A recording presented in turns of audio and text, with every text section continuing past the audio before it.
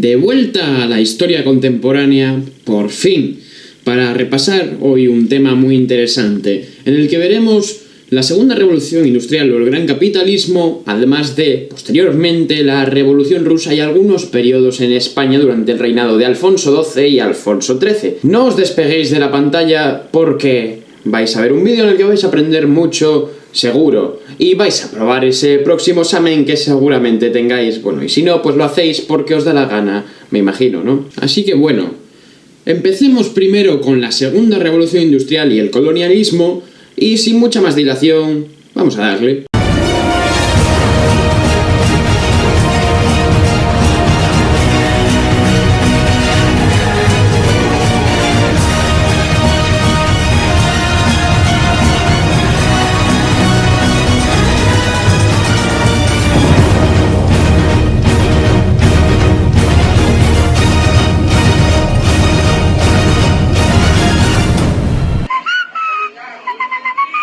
La segunda revolución industrial, ¿qué fue esto? Ya hemos visto la primera. Bueno, pues la segunda es, digamos, un avance mayor a esta primera revolución industrial, al capitalismo ya insertado en la sociedad, ahora mismo hablando de la segunda mitad del siglo XIX. Debido a la unión del sector financiero e industrial, el gran capitalismo se pudo desarrollar de una manera adecuada. El aumento de producción creció mucho debido a fuentes de financiación nuevas, sobre todo las sociedades anónimas, la bolsa de valores y la banca. ¿Por qué las fuentes de financiación? Bueno, pues porque ahora las cifras que se van a manejar son mucho más grandes, entonces quizás necesitemos financiarnos, ¿no es así? Empezando por las sociedades anónimas S.A., formada por miembros que tenían participaciones en las empresas, acciones, como es conocido, acciones. También está la banca, que prestaba dinero a cambio, por supuesto, de intereses, y la bolsa de valores para vender y comprar participaciones, creciendo el dinero en la bolsa. Después hay tres nuevas formas de asociación en las empresas: el holding, el trust y el cártel. El cártel quizás os suene por esto del cártel de la droga. Pues son empresas que se dedican a la misma actividad industrial. El trust son empresas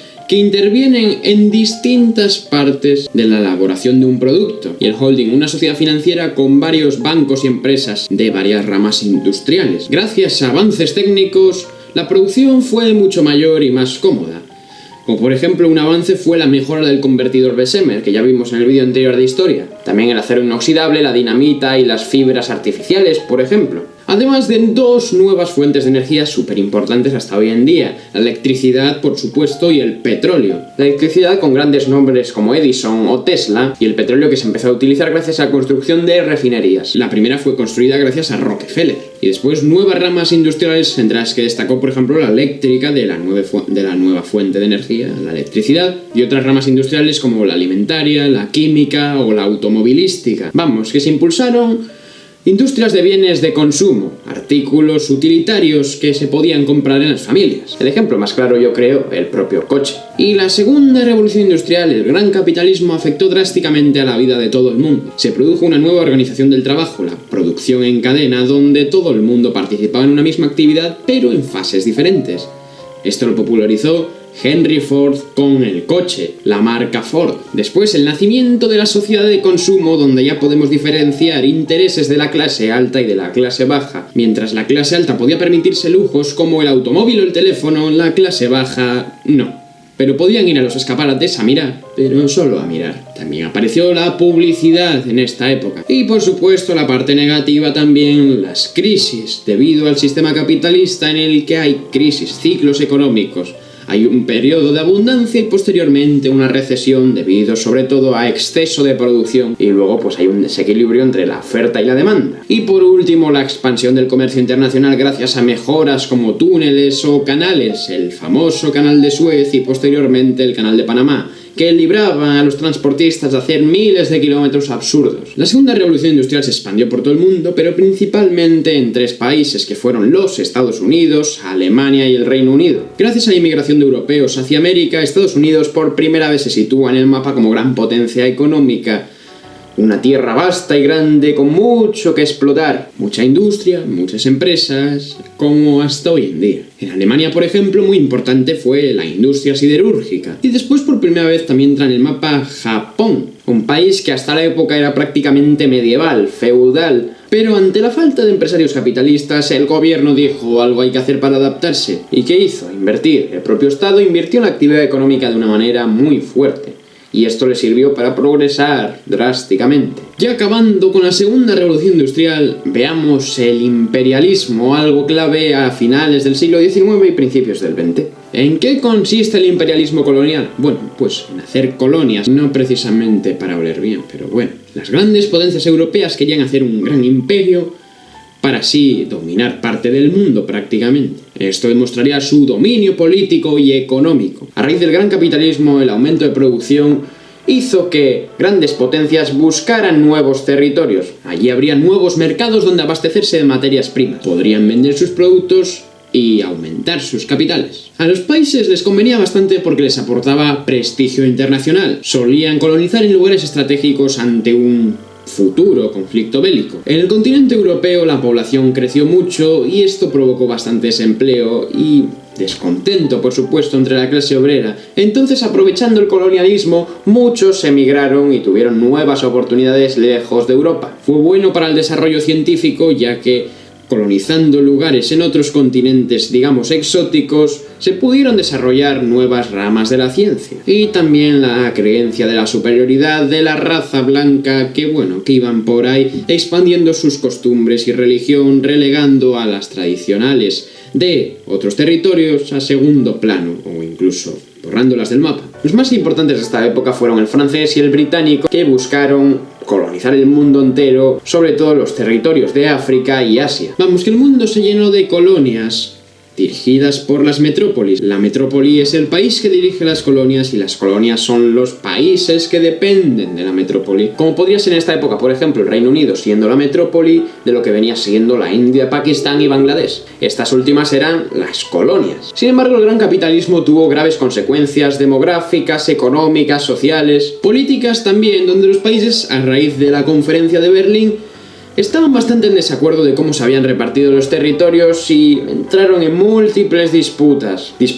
que llevarían a la Primera Guerra Mundial. También muchas consecuencias económicas donde los colonos desplazaron a los nativos de sus territorios para obligarles prácticamente en esclavitud a cultivar o hacer la actividad que a los colonos que les daba la gana. El resultado: una economía de monocultivos. Y los indígenas estaban ya bajo el yugo de los blancos. Todas sus actividades artesanales nativas prácticamente desaparecieron. Se desarrollaron también muchas infraestructuras para la entrada y salida de los productos. Y hasta hoy en día la economía mundial se desarrolló de forma muy desigual, pudiendo haber países más ricos y países más pobres. Los países pobres hoy en día todavía son las excolonias y los que dependen todavía de los países del primer mundo. También consecuencias demográficas: el gran aumento demográfico de las metrópolis fue reducido un poco debido a que muchos fueron a migrar a las colonias. Más tarde muchos regresaron a la metrópoli. Y la población de las colonias aumentó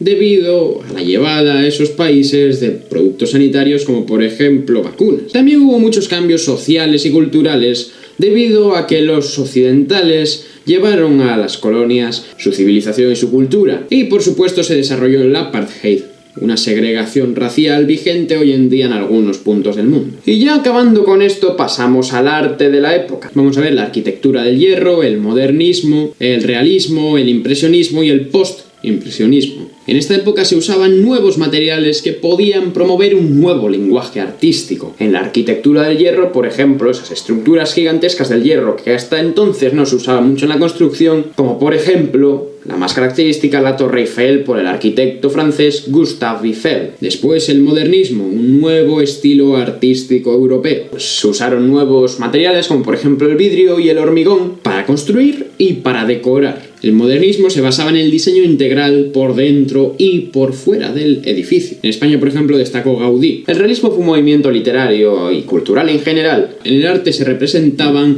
escenas cotidianas, sobre todo con gran detalle. Destacó, por ejemplo, Millet. Después el impresionismo ya es un estilo de arte experimental que se basaba en reflejar sobre todo objetos o lugares en distintas fases del día y ver cómo la luz se reflejaba en el objeto. Destacaron Renoir, Monet y Manet, aunque parezcan iguales, no lo son. En España, por ejemplo, Sorolla. Y después el post-impresionismo, donde cada pintor desarrolló un estilo propio, donde podría destacar, por ejemplo, Van Gogh o Cézanne. Y bueno, ya acabamos con esto. Lo siguiente que tocaría se supone que debería ser la Primera Guerra Mundial, pero es un tema aparte, bastante extenso, y mejor no incluirlo en este vídeo, así que pasaremos directamente a la Revolución Rusa. Resumiendo un poco, la Primera Guerra Mundial fue una consecuencia directa del colonialismo y otros factores, en donde se enfrentaron en un bando principal el Imperio Alemán, el Imperio Austrohúngaro y el Imperio Otomano, y en otro bando Francia, Rusia, que luego abandonó,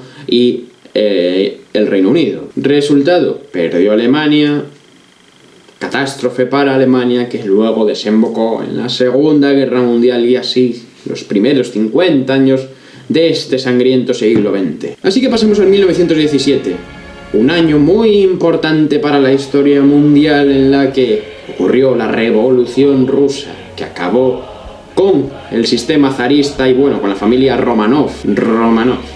¿De qué me suena eso? Antes de la revolución en Rusia había una autocracia total. El zar no tenía límites, vamos, hacía lo que le daba la gana. Había una economía agrícola, feudal, medieval, como lo queráis llamar, pero no iban realmente muy avanzados en Rusia. Sí, había una pequeña burguesía empresarial, pero muy pequeña, concentrada sobre todo en San Petersburgo, conocida en aquella época como Petrogrado y Moscú. Y después había una sociedad conflictiva donde la mayoría eran pobres y tenían que soportar abusos constantes de la parte de la clase alta. Vamos a ver causas de la revolución, como por ejemplo la guerra ruso-japonesa. Esta guerra por el control de Manchuria en el norte de China hizo debilitar el poder autocrático del zar. Se cobraron nuevos impuestos al pueblo y esto no fue bien recibido. Y después está la oposición política, clandestina por supuesto, pero ahí estaban ejerciendo presión. Por un lado el Partido Democrático Constitucional, liberales, por otro lado el Partido Social Revolucionario, socialistas pero no marxistas, y por otro lado el Partido Socialdemócrata, que buscaba lo mismo que el Partido Social Revolucionario, pero eran marxistas. Y se dividieron entre bolcheviques y mencheviques. Acabaron a tiros, literalmente. Los mencheviques querían una sociedad comunista, pero a largo plazo, estableciendo primero una democracia y un proceso más largo, digamos. Y los bolcheviques querían una revolución para acabar con los zares y todo ápice de burguesía. Vamos, que querían lo mismo de distintas maneras y acabaron muy mal. Hay que tener en cuenta que los obreros, campesinos, etcétera, se reunían en soviets, las asambleas. Querían ser conscientes de una futura revolución no muy lejana. Y es que en 1905 hubo una revolución, pero fallida, que fue duramente reprimida por el ejército blanco zarista. Y esto fue porque unos obreros se manifestaron pacíficamente alrededor del Palacio de Invierno del zar para proponer mejoras laborales y, bueno, pues fueron muy reprimidos solamente por eso. El llamado Domingo Sangriento. Hubo huelgas y manifestaciones y el Partido Obrero Socialdemócrata, de donde surgieron los mencheviques y bolcheviques, empezó a crear lo que ya dije, los soviets. Los soviets dirigían las protestas y al final el zar accedió a hacer algunas reformas, como por ejemplo la formación de la Duma o el Parlamento. Bueno, hasta que el zar decidió clausurar la Duma y volver a la autocracia zarista. Y después la gota que colmó el vaso, la Primera Guerra Mundial, donde Rusia se metió y bueno, no es que les fuera muy bien. Era aliada de los que después sí ganaron, Francia y el Reino Unido, pero reclutaban a campesinos en contra de su voluntad y cobraban impuestos para luego perder batallas, así que no. Así que por fin estalló la revolución en 1917, que tenía dos fases, por un lado la de febrero y por otro la de octubre. La de febrero fue promulgada por los obreros de Petrogrado, San Petersburgo, ayudados por campesinos y soldados. El zar Nicolás II se vio obligado a abdicar ante tanta presión, así que en marzo se estableció un gobierno provisional, sobre todo formado por liberales y con una minoría menchevique, que ya fue cuando los bolcheviques se enfadaron, en un gobierno cuya principal figura era Alexander Kerensky. Se implantó la república y medidas para implantar un régimen democrático. Sin embargo, el gobierno fracasó en sus promesas y no distribuyó la tierra, ni tampoco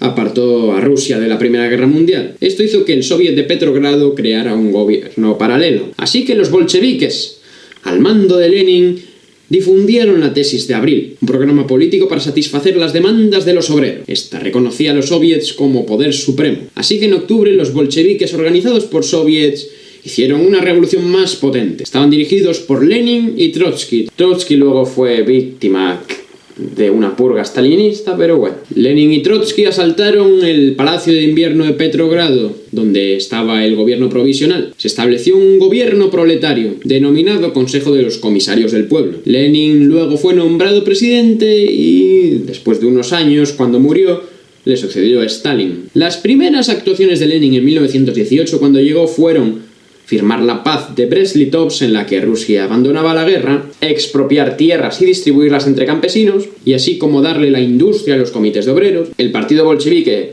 cambió el nombre a Partido Comunista y pasó a ser el único partido legal, vamos volviendo a otra dictadura, y se fundó la Comintern, la Tercera Internacional. Ya vimos la primera, vimos la segunda, pues esta era la tercera. Su intención: coordinar a todos los partidos comunistas del mundo. En 1918 se desencadenó una cruenta guerra civil entre los que se oponían al gobierno bolchevique y los bolcheviques. Ejército blanco contra ejército rojo. El ejército rojo estaba al mando de Trotsky y en el ejército blanco estaban los zaristas y también los mencheviques, que no eran zaristas precisamente, pero tampoco querían ese tipo de gobierno repentino. Y bueno, el ejército blanco contó con el apoyo de Estados Unidos, Francia, el Reino Unido, porque querían que volviera la guerra, pero eso no pasó. Y finalmente en 1922 se creó la Unión de Repúblicas Socialistas Soviéticas, la URSS. Se pusieron en práctica los principios del socialismo marxista y la dictadura del proletariado.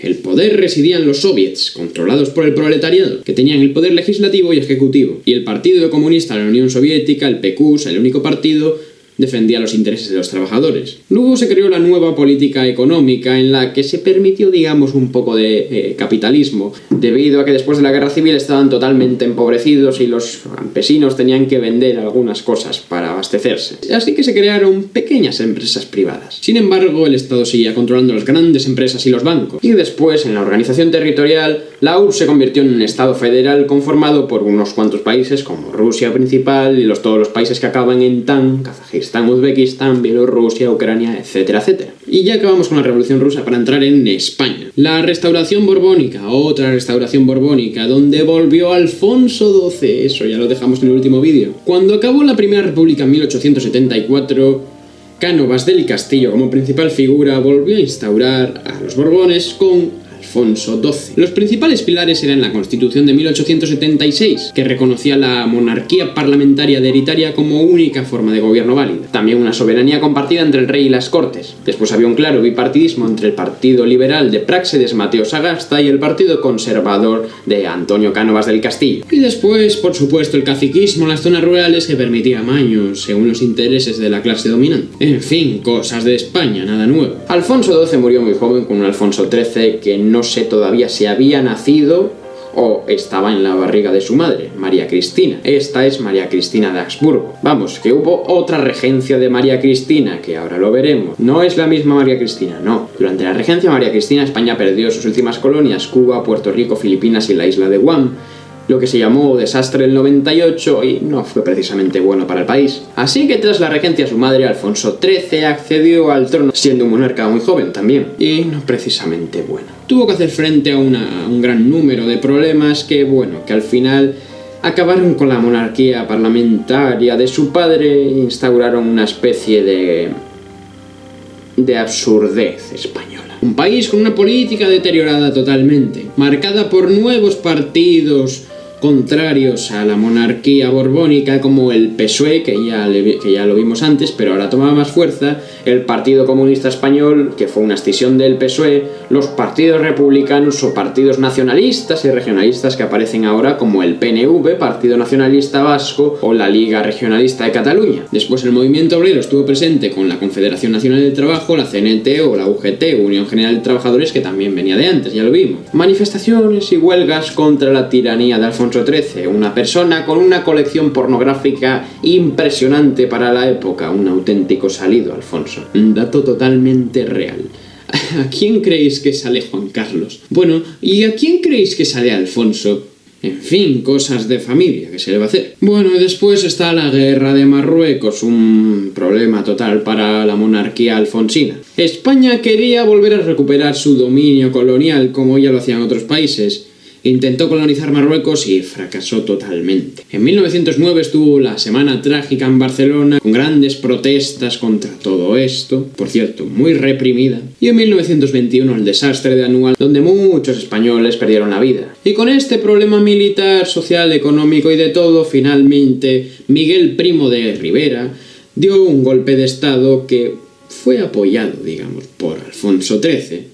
Así que a otra historia que ya veremos en otro vídeo. Y ya solo nos queda ver el arte, expresionismo, cubismo y dadaísmo. Las vanguardias artísticas que quizás os suenen. Solamente repasaremos en el movimiento cultural del expresionismo una obra, que es El grito de Mons. Después en el cubismo, donde se puso de moda otras técnicas, como por ejemplo el collage, veremos solamente a Pablo Picasso, también hubo muchos otros autores, pero el más famoso quizás sea este. Y el dadaísmo, que intentaba provocar a la persona que lo estaba viendo con fotografías de lugares un poco extraños. Con esto ya más que suficiente, ya valió de historia. Espero haberos atiborrado y espero que todo salga genial si tenéis un examen, y si no, pues bueno, espero que hayáis aprendido mucho.